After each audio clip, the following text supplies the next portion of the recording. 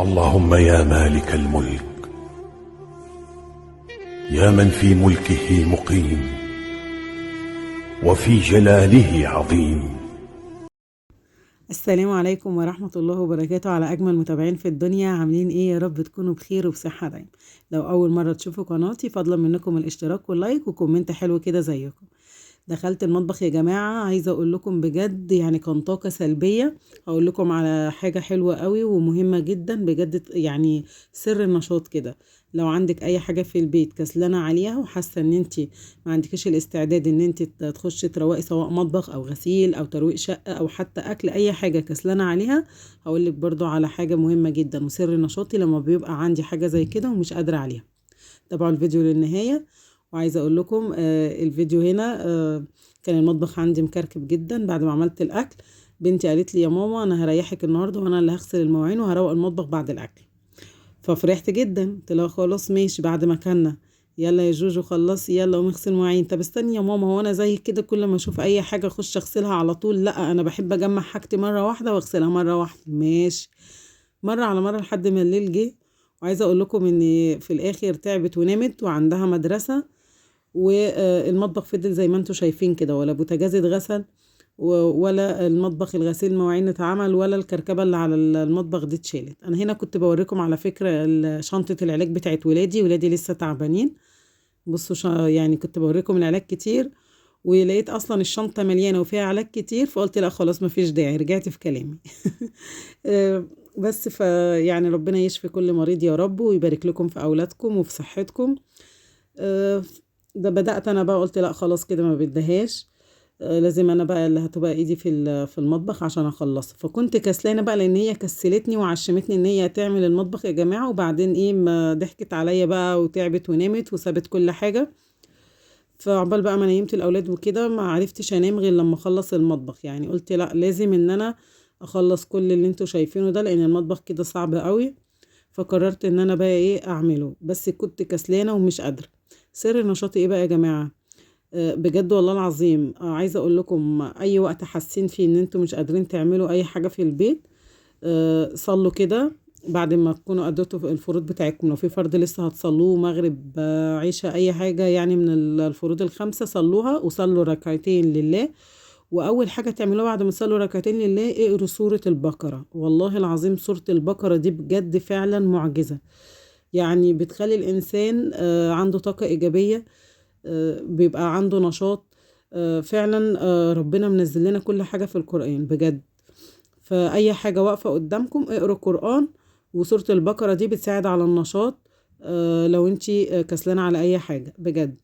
هنا أنا كان عندي برطمانات، كنت شارية فيها حاجات يعني، ولقيت البرطمانات دي كويسة وخامتها كويسة وأقدر إن أنا استخدمها، فرحت غسلتهم وشلتهم عندي في المطبخ، قلت هينفعوني. هنا بقى أنا كنت رتبت المطبخ عندي، واللي هو الخشب الجزء ده يعني خلصته وخليته نضيف، كان مكركب جدا. وهنا بقى بدأت ان انا ايه احضر نفسي بقى وكده عشان ابدأ على الجزء التاني. المطبخ فعلا كان محتاج يعني كل حاجة. كان هنا عندي على المطبخ الخشب ده اللي رتبته، كان عندي برضو بصل وخزين وشوية حاجات وزيت يعني كان عندي شوية حاجات كده مركونة على جنب برضو، شلت كل حاجة مطرحها ورتبت المطبخ. هنا انا كان عندي اللي هي بتاعت علبة المناديل، اللي هي مناديل المطبخ. مناديل المطبخ خلصت ما عنديش، فشلت اللي انا بحط عليها السنادة بتاعت المناديل على جنب بقى. قلت لما ابقى اجيب مناديل ابقى احط. هنا كنت بوريكم ايه، انا كنت بحضر الاكل اللي المفروض اطبخه لتاني يوم. فهنا كان عندي كفتة وفراخ، طلعتهم بس يهدوا شوية، وبعدين قلت بحطهم في التلاجة بقى قبل ما انام، عشان الجو بقى ساقعة جدا. لان انا تقريبا كنت متأخر قوي، يعني خلاص ساعة ولا ساعتين والنهار هيطلع. فلو حطيتهم من الفريزر في التلاجة على طول كده، لما اصحى احس ان هما لسه متلجين، لان الجو بقى شتا والحاجة مش بتفك بسرعة. فقلت اسيبها كده شوية جنبي عقبال ما اخلص المطبخ، وبعدين احطهم بقى في التلاجة عشان لما اصحى باذنك يا رب الصبح اعمل بقى الاكل الجديد بتاع تاني يوم. ماشي. فكنت مطلعة معايا الكفتة والفراخ، كفتة اللي هي ام رز دي وفراخ، وقلت اعمل جنبهم شوية رز. ايه دي بقى؟ دي كانت حصالة بتاعت الولاد، هي دبدوب وحصالة في نفس الوقت. ومعرفش ايه اللي جابهم هنا. ودي علبة يعني برضو اللي هي بتاعت التلاجة. كل حاجة بشيلها كده على جنب عشان في الاخر كده احط كل حاجة مكانها. برتب الدنيا حواليا عشان اقدر اخش على المواعين بقى، لان الدنيا فعلا حواليا كانت مكركبة جدا، فمحتاسة اعمل حاجة هنا شوية وهنا شوية وهنا شوية، وبجمع المواعين في حتة واحدة يا جماعة،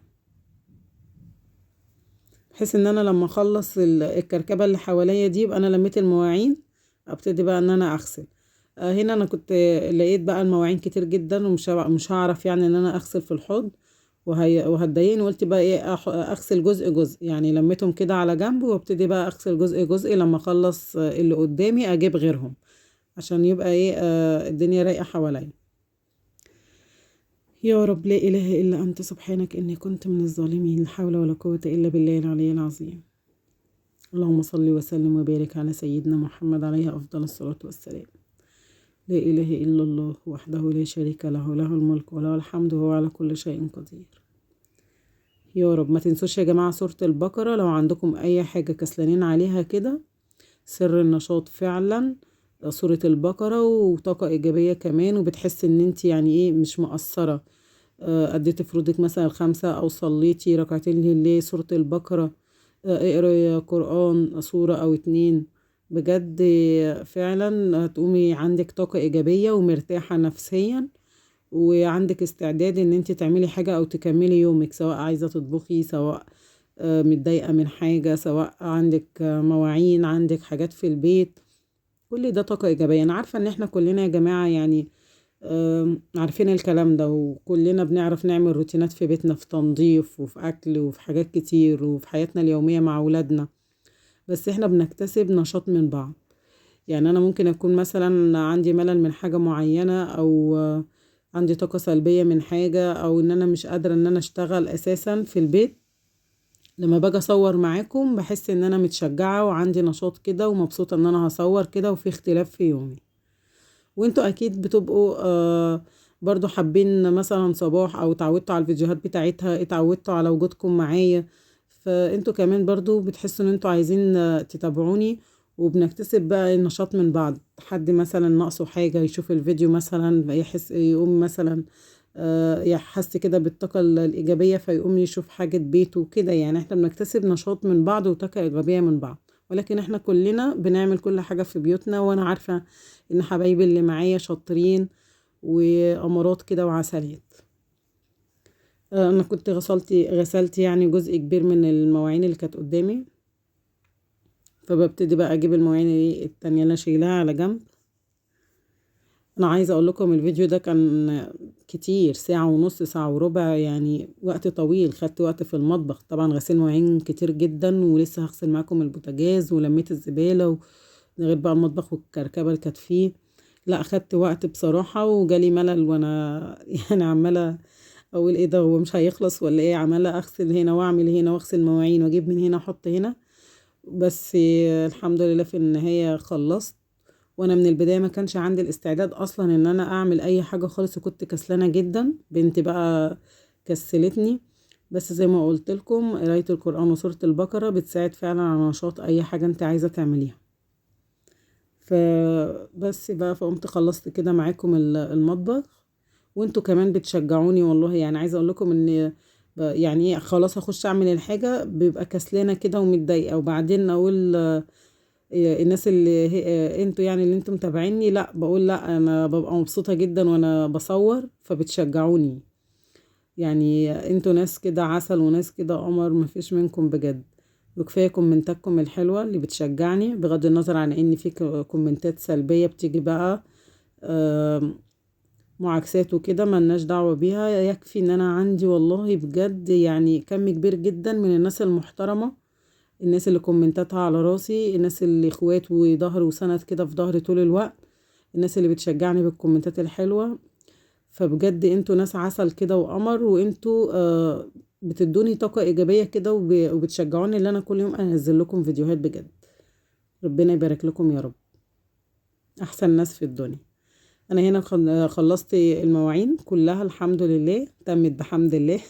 خلصت كمية مواعين رهيبة يا جماعة بجد. فهنا بقى دخلت على الازايز. انا لما بيبقى عندي مواعين قليلة، اول حاجة لازم تتغسل يا جماعة الازايز طبعا. الاسبونشة اللي بتبقى في ايدك دي لازم اول حاجة تغسلي بيها الازايز والكوبايات. تمام. بس طبعا زي ما احنا شفنا كانت المواعين كتيرة جدا ومفيش مكان اغسل فيه الازايز. فعملت ايه بقى بعد ما خلصت المواعين؟ انا عندي مواعين كتير، الاطباق غسلتها بالاسبونشة، وطبعا المواعين الكتير دي بالسلكة. فالاسبونشة كنت مستخدماها، فما ينفعش ان انا بعد كده اغسل بيها الازايز ولا كوبايات ولا حاجات زي كده، ما ينفعش، هتزفر منك وهيبقى ريحتها وحشة. فمسكت الاسبونشة غسلتها كويس قوي بمية سخنة وبريل، وبعدين نشفتها جامد وقعدت انطر المية اللي فيها وخليتها نظيفة وزي الفل، وبعدين بدأت ان انا اغسل بيها الازايز. ماشي، غسلت الازايز وشطفتها ومليتها ورصيتها في التلاجة عشان جوزي لسه عندي بيشرب مية ساقعة، فحطيت له كام ازازة في التلاجة كده، وسبت باقي الازايز للاولاد. وخليت عندي الرخامة كده بالحوض زي الفل، وغسلت الحوض وخليته حلو. لميت بقى كل المواعين بعد ما اتصفت، وزي ما احنا شفنا كده غسلتها رصتها بعد ما غسلتها يعني واتصفت، رصتها مكانها عشان يبقى عندي الدنيا مترتبة ونظيفة. هنا بقى دخلت على البوتاجاز. بالنسبة بقى للبوتاجاز زي ما انا قلت لكم قبل كده، انا مش بحب ورق الفويل ده خالص، بس اضطريت ان انا اسيبهم او ان انا احطهم عشان ولادي الكبار بيستخدموا البوتاجاز، يسخنوا عيش، يعملوا حبة مكرونة، ساعات بيقلوا بانيه. يعني المهم ان هما بيستخدموا البوتاجاز الصبح، ممكن يعملوا فطار، يحمروا بطاطس، وما بينضفوش مطرحهم. فلقيت مرة على مرة بيسيبوا لي البوتاجاز متبهدل جدا، وحسيت ان هو لا يعني هيبوظ كده. فاضطريت ان انا احط ورق الفويل ده علشان يرحمني شوية من التنظيف، لان انا كده هتفضل ايدي ورا الولاد مش هخلص. لكن انا في الاساس ما بحبوش بصراحة، يعني بحب تبقى ايديا في البوتاجاز نفسه باستمرار كده، واللمعان بقى ولون الفضي بتاع البوتاجاز الحلو ده. بس للاسف بقى مضطرين ان انا اتحمله عشان خاطر ما يبص مني، ومش قادرة اصلا على نظافته ورا اولادي باستمرار، فحطيته كده يبقى سهل عليا حتى البوتاجاز لما اجي اغسله يبقى ايه تحت الورق الفويل ده نظيف.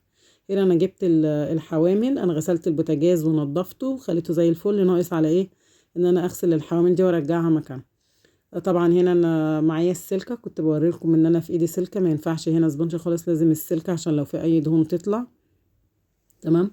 واللون الاسود اللي في ورق الفويل اللي في الظهر ده اللي هناك اللي عند الازاز ده حرق مش وساخة، يعني حرق. طبعا العيون دي قريبة من الورق الفويل ده، فساعات النار بتبقى قريبة من ورق الفويل من العيون اللي هي في الظهر دي خالص.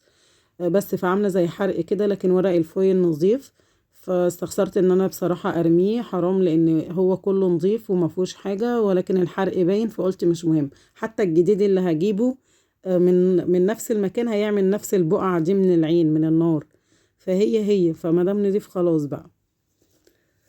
آه يا رب. كده انا قربت اخلص معاكم اهو، الحمد لله. انا هنا بنشف بقى البوتاجاز، كنت غسلته غسلة كويسة، العيون كده من فوق ووش البوتاجاز والظهر كده اللي عند المراية غسلتهم غسلة كويسة. ومسكت بقى عندك فوطة المطبخ، اي فوطة قطن، اي حاجة عندك قديمة قطن، المهم قطن عشان تشرب الرغاوي بتاعة الصابون وتشرب معاك المية. ماشي، فجبتها ومسحت بيها بقى البوتاجاز وخليته زي الفل. هنا بقى بغسل الحوامل بتاعة البوتاجاز عشان بقى نرجعها مكانها بعد ما تنشف. يا رب، الله المستعان. هرجعهم مكانهم بقى كده.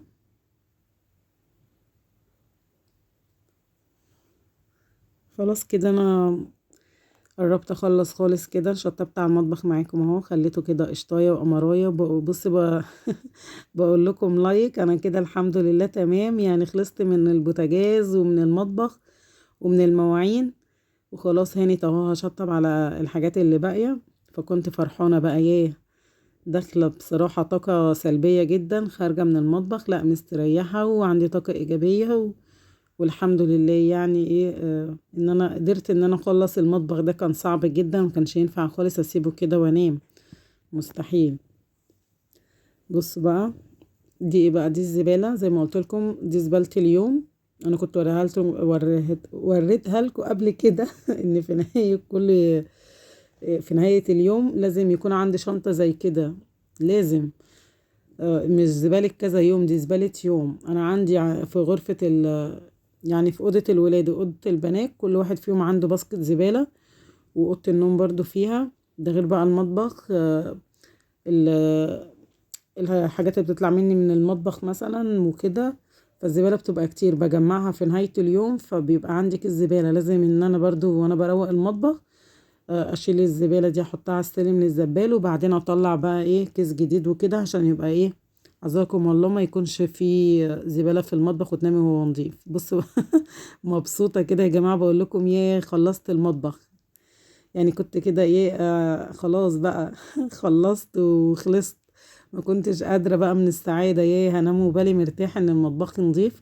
لان يا جماعة الشقة كلها لو نظيفة والمطبخ مش نظيف، خلاص بيبقى في طاقة سلبية في البيت، والواحد ما بيبقاش متضايق. لان تحس ان نظافة البيت كلها في المطبخ. لازم مطبخك يبقى نظيف. المطبخ نظيف بتحس ان الشقة اي ترويق فيها بيبقى سهل، وكل حاجة عندنا بتبقى نظيفة. فكده بقى الشكل النهائي. شلت الزبالة، بقول لكم كده انا خلصت. شلت الزبالة وده الشكل النهائي للمطبخ. ادي الرخامة نظيفة والحوض فاضي مفهوش مواعين، وكمان المطبخ الخشب ورايا زي الفل، وعندي البوتاجاز اتغسل، والارض كمان نطفت. معلش شرقت يا جماعة. وخلاص كده خلصت. ده كان الشكل النهائي. استنونا بقى في فيديو جديد بروتينات جديدة بطبخة جديدة. شكرا ليكم والسلام عليكم ورحمة الله وبركاته.